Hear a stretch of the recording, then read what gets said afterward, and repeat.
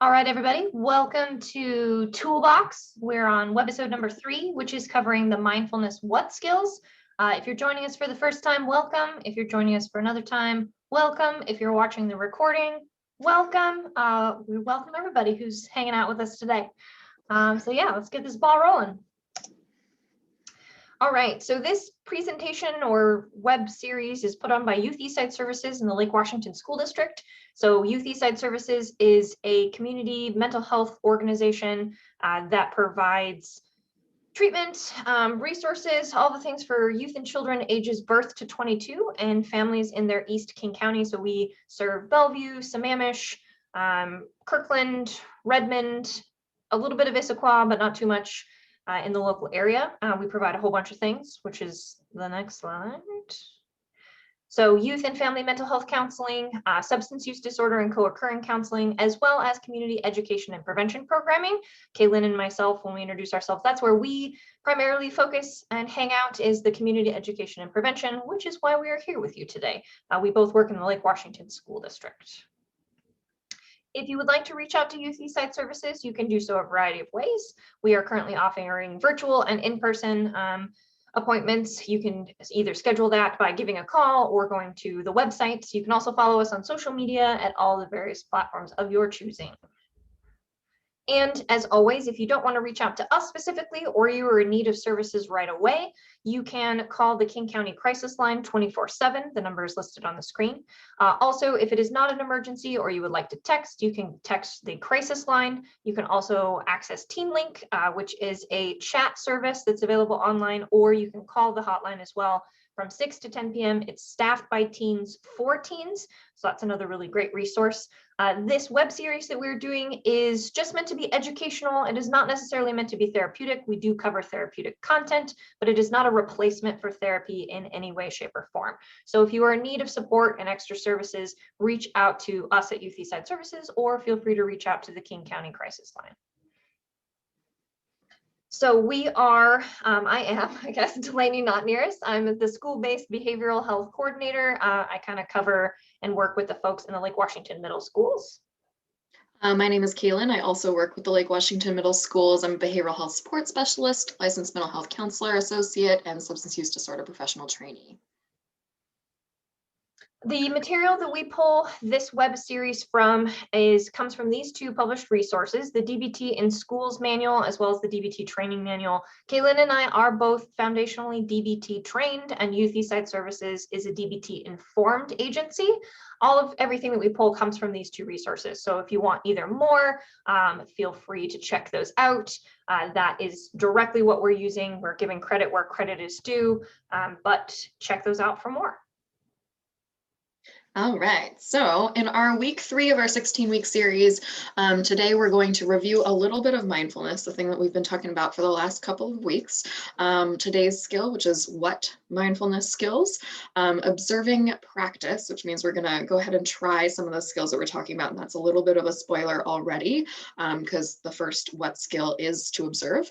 Something to try at home. As always, we'll give you something to try out with your friends, your family members, who else you have that you live with.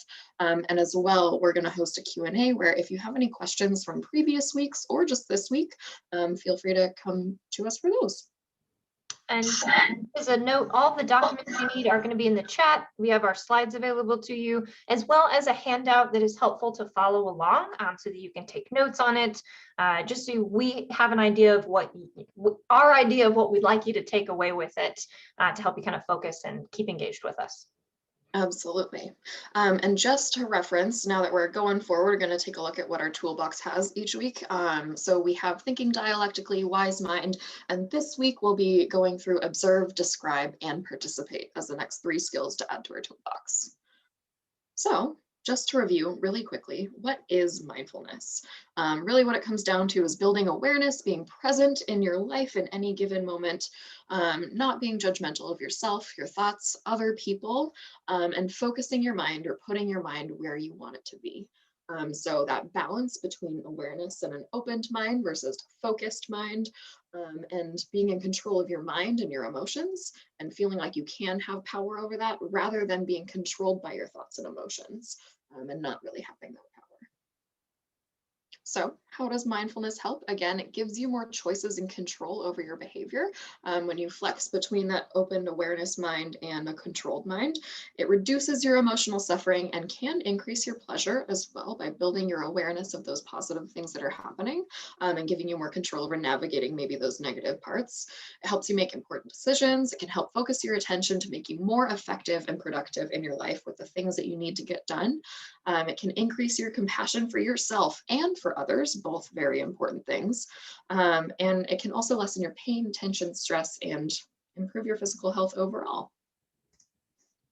So with that, we are going to go ahead and jump into our next mindfulness practice. And like we said last week, we're going to give you guys quite a variety of different kinds of mindfulness practices. And we'll try as best we can to kind of link them to the skills that we're using so that they're kind of relevant for the practice that we have for you already. So I'm actually going to switch screens. And again, we are not at all going to be sponsored by YouTube, but this is a free resource that I found on YouTube, and I really like this video. And this one is a good example of mindful eating, which I also think Delaney might have mentioned before.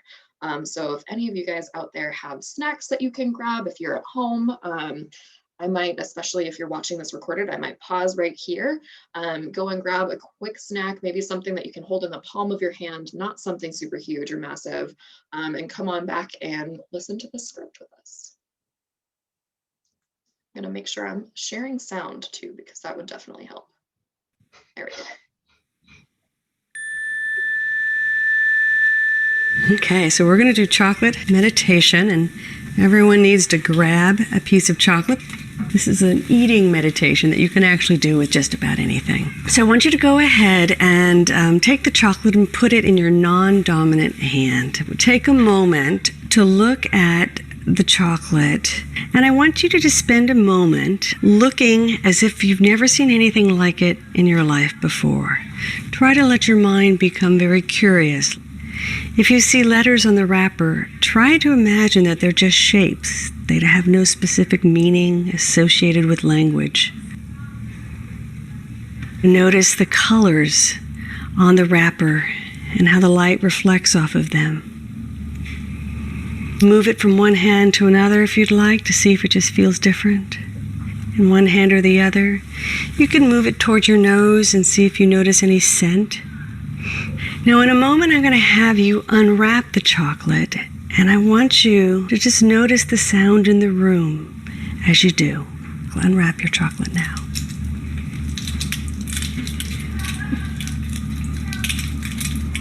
You can move it towards your nose to see if it smells similar or different than what you had before. And again, just taking a moment to study the chocolate like you've never seen anything like it before. So now I'm going to have you move the chocolate towards your mouth, but I don't want you to take a bite. I just want you to notice what happens in your body. Is there any sense of salivation or other response? Now notice what's going through your mind. What type of thoughts or feelings? Anticipation, frustration. Just notice what's going on, trying not to judge it. Just notice what goes through the mind.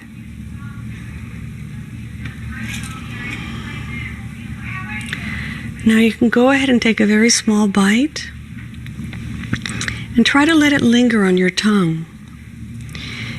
If you can, try to move it around and just notice if it tastes different in one side of the mouth versus the other.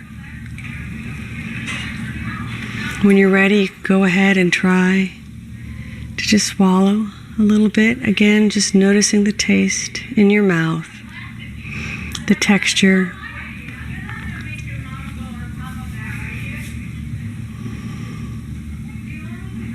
And you can continue taking mindful bites.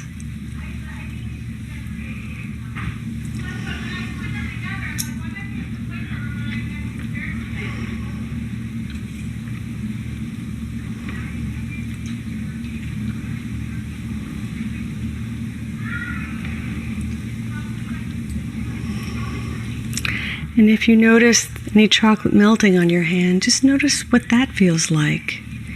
And again, noticing any thoughts that might be going through your mind about that, if it's frustrating or fun, or just notice what thoughts go through the mind.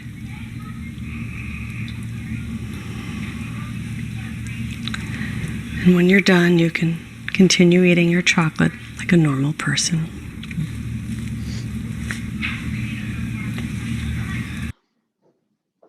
All right.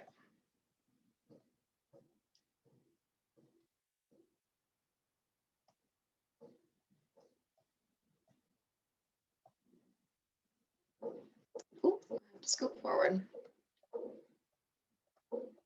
So Delaney, I'm curious, what was that like for you? Well, I have a mint, so it's still in my mouth because I didn't have any chocolate. And I thought it was really interesting because I think when we unwrap something, our first impulse is just like pop it in our mouth, right? And I knew she was gonna like tell me when to put it in my mouth, but I just had this like, I gotta put it in my mouth now. And so I was just really thinking about how we as human beings just kind of automatically do that sometimes, and how it was very different to like stop and think about it before I did it, right? Like we often just do things because that's what we expect or what we think we should do. So I thought that was interesting. I liked that part of it. Yeah. I don't know. I find mindfulness practices a lot of the time really cheesy. I don't know if you feel the same way or not. Especially like just breathing exercises or just things where you're just kind of like observing something like a piece of chocolate instead of just kind of actually just eating it. And I think the interesting thing about slowing down and really paying attention to your senses is it's not really about like helping you rediscover food or anything like that. Really what it's about is linking back in with your body a lot more. So it's not at all about the subject or the thing that you had in your hand. It really is about like, okay, are you in tune with what your body's processing? You can get more information than just from your mind, just from those automatic urges, those automatic thoughts. And the piece that stood out to me was like, I do have chocolate, I have a Thin Mint. So it's just like, notice it melting in your hands and what that is like without judgment. And I'd never considered that piece before, like the not judging the feeling of like it melting in my hands, because that is something that is really gross to me and I don't like it. So kind of setting that aside and just noticing is kind of interesting. Yeah. Yeah. Moving right along. So when we think about first with mindfulness, in general, we've introduced to you what it is. Most folks are familiar with mindfulness in the sense they've heard the word or they've done something in class, or people will think of yoga, or they'll think of kind of Eastern practices, which is where a lot of mindfulness comes from, is kind of the various Eastern philosophies that are a little bit different than here in like sort of Western culture.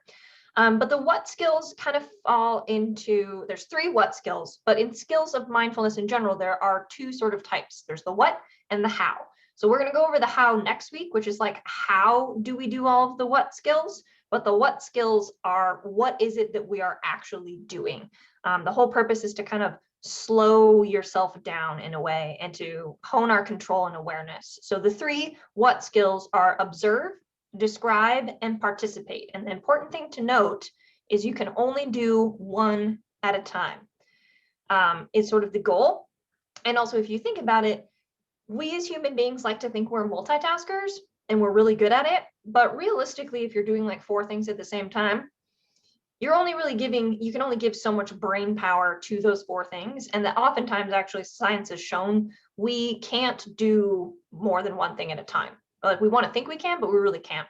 And so when I think about mindfulness, and especially like the eating exercise and mindful eating is something that I've tried to start doing, is because oftentimes, now in the virtual world, quarantine life, whatnot, like I'm at my desk, right? So I'm like, I can be eating at my desk. I'm like reading an article in the New York Times, my emails are coming through, all of this stuff. I'm trying to do everything all at once. And even when I try to like step away and like go sit down at the dining room table and eat my lunch or dinner or whatever it is, my instinct is like pull out my phone. Where's the book? Turn on a TV, something like that. And I'm really not focusing on one thing at a time. So that's kind of the idea with the what skills is one thing at a time, whatever it might be, if it's observe, describe, or participate. We're gonna go over. Yes. Sorry, a similar example of that I heard too is like when you're doing your chores as well. So like washing dishes, that is a great time to try and be mindful, because how often are you just thinking about washing dishes? Like that has all of your attention while you're trying to do your chores, or just folding laundry. But like, what does the hot water feel like running over your hands? How slippery is the soap? What does it smell like? Is it kind of satisfying, like rubbing away the dirt and the grime? So yeah. Everyday behaviors are great examples of mindfulness, or can be. So observe. The point of observing is to pay attention on purpose. I mean, that's what the word observe is. If I'm asking you to observe something, you're going to be trying to pay attention. The idea is to kind of withhold reactions. So a lot of times when we think about mindfulness and observing, a lot of examples they'll think of is like watching the traffic, just like watching the cars go by, watching clouds move, watching the wind blow in the trees, and focusing on one thing. What is it that you sense and what is it that you're experiencing? And noticing how things happen. Kind of the idea we think about with observing is wordless watching. You're just sitting and you're just being. So observing what reality really is and not necessarily what we think about reality, which can be really hard, which is why mindfulness is kind of like, again, like that superpower that we're all trying to develop. And it takes practice. You need to have your like hero montage, right? You're not going to be able to do it in one sitting. You're going to need to do it multiple times until it really starts to stick and feel like you're actually doing something. So some ways to observe, kind of like what we were just already sort of talking about, is noticing the experience in the present moment. So like right now, I'm standing here, I have a standing desk. I often will shift my weight from foot to foot, which I'm trying to observe because while I'm here in this recording, I have my hands in my pockets, so I can kind of feel my hands are a little sweaty. And I'm actually using the next skill, which is describe. But if I were to do this without talking to you, which is hard because we as humans use words, I would just kind of notice these things in my own head. I'd be like, all right, okay. And you can observe both what's inside and outside of yourself using your all five senses. A lot of one of the skills we teach kids is 5, 4, 3, 2, 1. So it's what are 5 things you can see in your environment right now. So like for me, I can look out the window, I can see a tree, I can see a car, identify 5 things. 4 things that you can hear. Is hear the next one or touch? I can never remember. I want to say touch is the next one. Touch. Okay, so 4 things that you can touch. So like right now, I feel my hands in my pockets. I feel my feet on the ground. I can touch the desk in front of me. My cat is probably around here somewhere. I can pet her. And then 3 things that you can hear. Hearing is usually a little bit tougher. Right now, I obviously hear myself talking. I live near a busy road. And then the 2 is 2 things that you can smell, which is always a little bit weird. But right now I can smell the mint that I have in my mouth. Something else like that. And then 1 is what's one thing you can taste. So I can like actually taste the mint in my mouth. But those are sort of grounding techniques and thinking about, okay, with all my 5 senses, what is it that I'm observing right now? Also with your thoughts and your feelings, you can watch them come and go like they're traffic or like on a conveyor belt and just being like, hey, I'm feeling a little bit upset right now. That's okay. I'm just going to notice it. Having a Teflon mind, which I always think this is really funny because that's such a dated term. I had to like look up what Teflon was because I was like, what is this? It's basically like pots and pans and stuff will have this sort of spray on it and things just like slide off, right? Like, and you see people when they're like flipping pancakes or an egg, it just like whoosh, just slides right off. So I actually think more about maybe like water on the back of a duck, just kind of slides right off. So letting your experience just kind of come on and go, not really holding on to them, not saying like, oh, I need to do this. I need to see this. I need to address it right now. And just being like, I'm just going to be, and not pushing those things away. So just letting them happen, just observing them and letting them go. So the important thing to note about observing is I can look at Kaylin right now. I can see her on my screen. I can look at Kaylin and there are certain things that I'm going to be able to observe about Kaylin, but then there's actually things that I'm not going to be able to observe about Kaylin. And we as human beings like to think that we can do things like read people's minds, predict the future, whatnot. Those are good things because they are helpful for us. We like to try to think we can do that to prepare, but realistically, we can't do that. So if I'm observing Kaylin right now, she's blinking and she has like, oh, well now she's making, well now she's laughing. So I can observe that she is laughing in the sense of that is something that I can see based off of her features. So there's something that Kaylin most likely feels humorous. Now, because she was laughing, I can't say, oh, Kaylin is laughing at me. I don't know what Kaylin's laughing at. I know there's a window in front of her. Maybe a clown walked by. I don't know. I can observe that she was laughing, but that's really as far as I can go. I can't observe that she is laughing at me. I can't observe that Kaylin thinks I'm stupid or silly. I can't observe any of those things. I can just actually just literally look at her and say, she was laughing, she was smiling, she was blinking, she's sitting there pretty still. So she's not, like wiggling around or anything. But that's all I can say. I can't really make any assumptions based off of that. And that's an important thing to know. If you're following along with our handout, there's going to be some boxes you can check of things that you can observe and that you can't really observe. And some of those are a little bit tricky because, like I said, we humans like to assume we can, but realistically, we really can't. We can only look at something and sort of see what are the facts about this.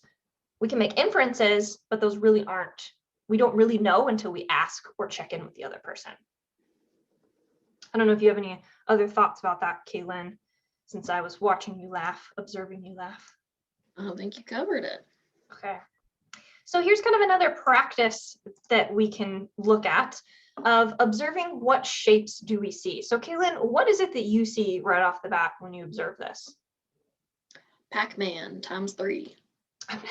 Pac-Man ×3. Okay. Not yellow, but yeah. Not yellow. Okay. So I'm gonna step back a little bit because yeah, Pac-Man ×3, but what if I didn't know what Pac-Man was? What if I'm an alien and didn't know what Pac-Man was? So could you observe it in a different way that maybe isn't Pac-Man? Like what are those shapes that you're seeing? I kind of see a triangle. Okay, so you can kind of see a triangle in the negative space. Mhm. You mentioned color as well as something that you can observe. So what colors do you see on the screen, or I guess lack I of color? see blue. I see a bunch of squiggly, like white shapes on top. I see a Okay. white square with the 3 Pac-Men inside it. Uh-huh. They seem to be somewhat like equidistant. So they're like set out like around like a center, it almost looks like. Mhm. There's also some orange stuff in the corner. Orange stuff in a corner. Yes, yes. I'll Orange. see you. Oh, okay, and you see me. Yeah, so, and you mentioned a lot of colors, you mentioned a lot of shapes, you mentioned kind of distance between objects, nearness, closeness, farness, or whatever that might be. You could have said something too along the lines of like they're black, almost circles with like little slices cut out, maybe like a pie, things like that. But yeah, these are all things that you can observe and that you can see, and somebody might notice one over the other. Again, we mentioned at the beginning of this dialectics and how, your answer of Pac-Man is not wrong, but like my answer of I don't know what Pac-Man is and I see a triangle, that is also not wrong. Like we are observing the same thing, but we might be interpreting things differently or seeing different sides and pieces of it. And none of those are incorrect. Like none of what you said to me is incorrect, which is just another thing to note. Like everybody can observe something different out of the same situation. The interesting thing too about this image for me is that it kind of is almost another optical illusion in that there is kind of a triangle up there and there is no triangle up there. It's both at the same time. And that's kind of the tricky thing about observing too, is because kind of like that, like Delaney said that we're not mind readers, but our brains kind of like to try and think that they are. And I think even just this image is a really great example of why, is because our brains are really, really, really, really good tools. They know a lot of stuff. They have a lot of great shortcuts for us to like interpret our world. And our brains, they looked at a lot of triangles. And when they see this image, they're like, hey, 3 pointy things, straight lines, it must be a triangle. Even though there's no triangle there. Same on all the same lines, like if I were having a conflict like with Delaney, like we are upset, the thing that's coming to mind is you stole my cookies or something. I don't know. Like, I don't know what the motivations are. I might skip to that conclusion because maybe Delaney likes cookies and I've seen her eat cookies before. But just because I have that past experience, just because my brain wants to jump to triangle, does not mean it should jump to triangle. Does not mean that that's factually based or reality based. So being able to acknowledge, hey, I see what looks kind of like a triangle to me, and that's kind of just what I see, is kind of a skill a little bit. Yeah, Yeah, that's perfect in terms of observing, right? We're observing multiple different things and what it could be, and then deciding, okay, well, what is it we're going to observe? What are we focusing on here? And again, honing that focus is kind of, again, the observe skill. So reminders again about observing. You can observe outside and you can observe inside. So outside, we can only observe events outside of ourselves through our 5 senses. So if, again, like Kaylin laughing, right? I can see her laughing. I couldn't actually hear her laughing, but could have potentially heard her laughing. We're not in the same silent laugh. A silent laugh. Let's see, I don't know if, like, in terms of other senses that I could have interpreted that event, that's probably about as far as I could really go, right?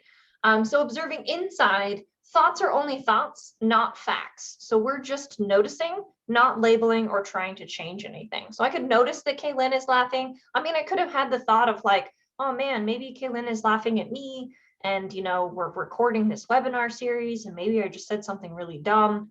Like, I could think those things, but I could just notice them and not react to them of like, that's okay, that's probably right, I don't know, who knows, maybe it's not right. So just kind of reminders that observing outside, you can only really do it with the 5 senses. We're not mind readers, we don't have superpowers, we can't see the future. And then observing inside is just kind of like letting it be. It be what it be, it is what it is. And being okay with that. Yeah, another good way for some folks who are maybe having a little bit of trouble with the whole like noticing thoughts and just letting them be thoughts, think of them as like hypotheses. Your brain is coming up with hypotheses about your world. It's coming up with ideas and suggestions and things that might be true. And until we do the actual experiment and figure out if it's right, we don't know if a hypothesis is right. That's how science goes. So keeping maybe that parallel, if that's helpful for anyone listening. All right, so that was observe, and now we're going to move into describe, which Delaney gave a few nods to earlier, but really what it's about is taking what we have observed and putting it into words.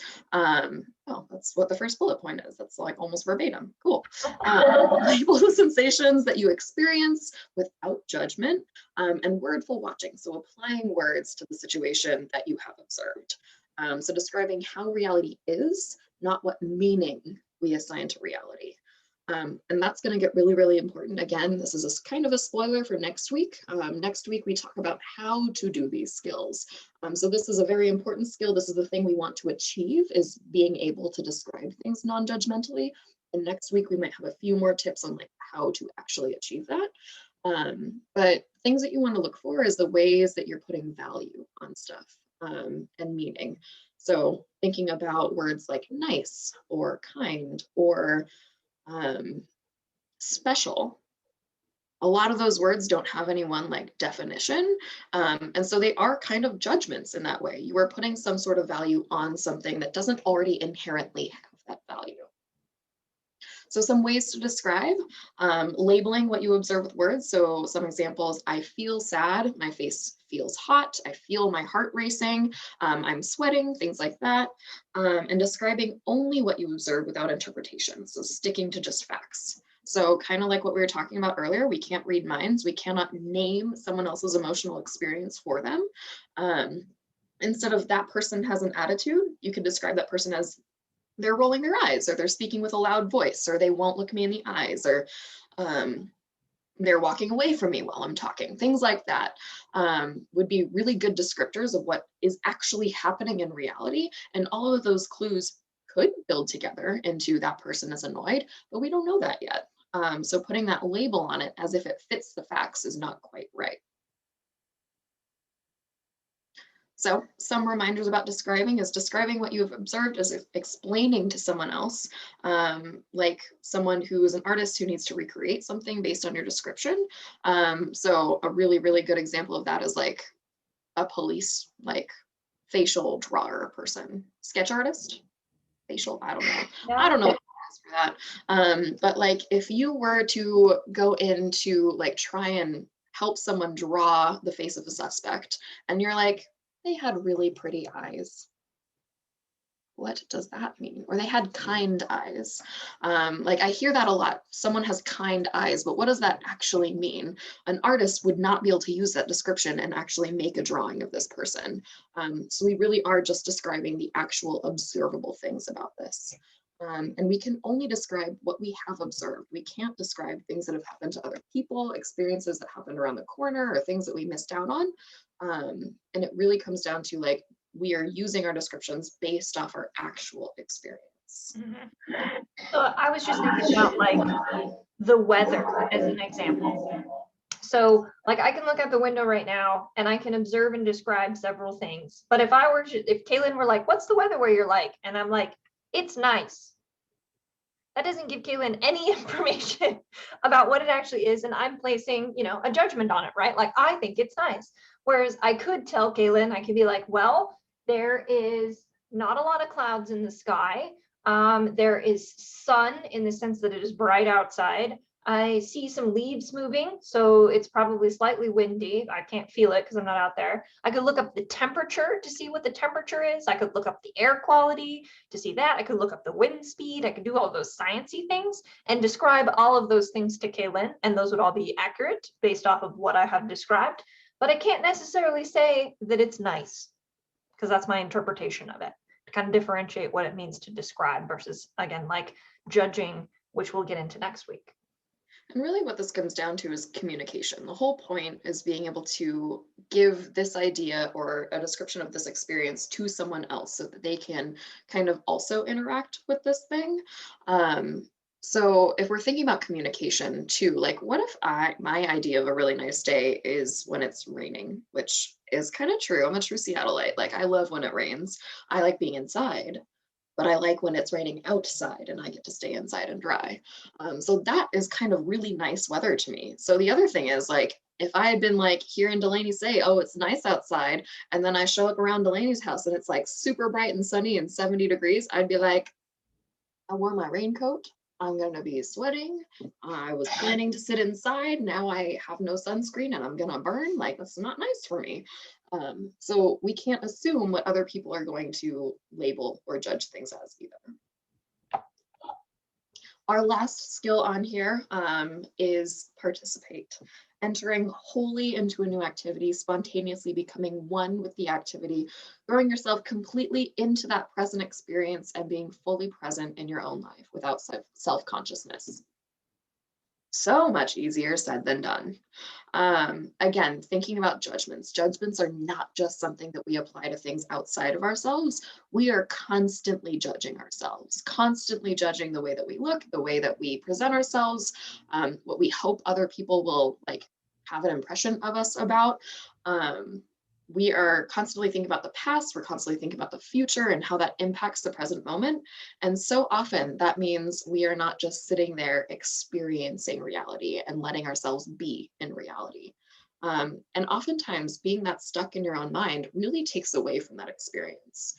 And I find that a lot of the times when folks feel really disappointed with their experiences, it's because they spend so much time in their heads. And it is hard to kind of get out of that. Greatest example of participate, in my opinion, is dancing. Because I think young kids in particular are so good at mindfulness. They are so good at participating.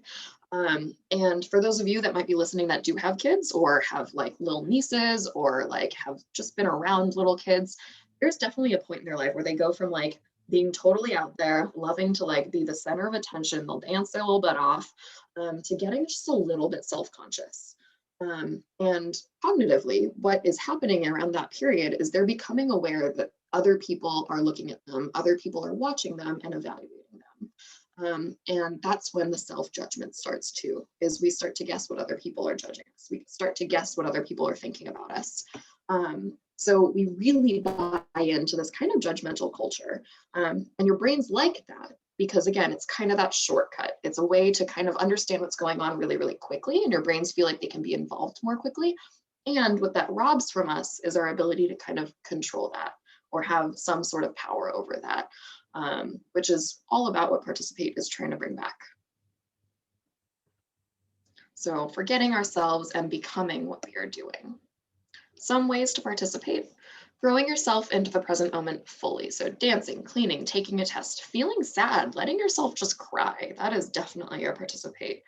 Try not to worry about tomorrow or focused on yesterday. So just thinking about today, just thinking about this hour, this minute, becoming one with whatever you're doing, getting into the zone, fully experiencing your feelings without feeling self-conscious. So don't getting down on yourself for feeling sad, letting yourself, again, cry. I notice that a lot of people don't really like to let themselves cry, but sometimes that's kind of what your body needs. So instead of trying to resist that or judge that and letting yourself have like permission to just sit there and be sad and cry, sometimes that gets you through it a lot quicker. And a large thing that I hear all the time is letting yourself feel your feelings and experience them also lets them get managed a little bit quicker. And the last thing on here is experiencing even negative emotions fully. I should have read that before I went into crying, to help your wise mind decide what to do. Because oftentimes, even those negative emotions sometimes don't last as long as we really think they will or predict that they will. Again, part of that is being in the present moment, not trying to think, oh my gosh, it's going to be like this forever. And bringing back into the present and not worrying about how long that thing's going to last as you kind of flesh that out way more. So overall, thinking back on all of the above, observe, describe, and participate, the what skills can only be used one at a time. So one example is learning to play a new instrument. You're observing, you're just noticing the sounds. You're just sitting there, you're not trying to put words on anything, and you're just thinking about the sounds that are happening. You're looking at the way that they move their fingers. You're looking at the way that someone else kind of holds their body while they're playing this instrument. Describing would be trying to add words to your observations, like actually discussing with someone what the skills are, what the techniques are, like how do you hold your fingers if you're learning how to play the guitar. And participating, you are not just observing someone else while you're playing something. You're not describing someone else while you're participating. You are throwing yourself into it and experiencing it and trying to embody it, becoming the musician. All right. Yeah, so focus, we want to give folks ways to practice at home. So what we have for you this week is picking one of the skills, observe, describe, or participate, and deciding what you want to do within the week, or what you have done within the week, and looking back on it and thinking, okay, how did I do this? What did I do? What was it that I was observing? Or did I describe something to somebody? Did I participate fully?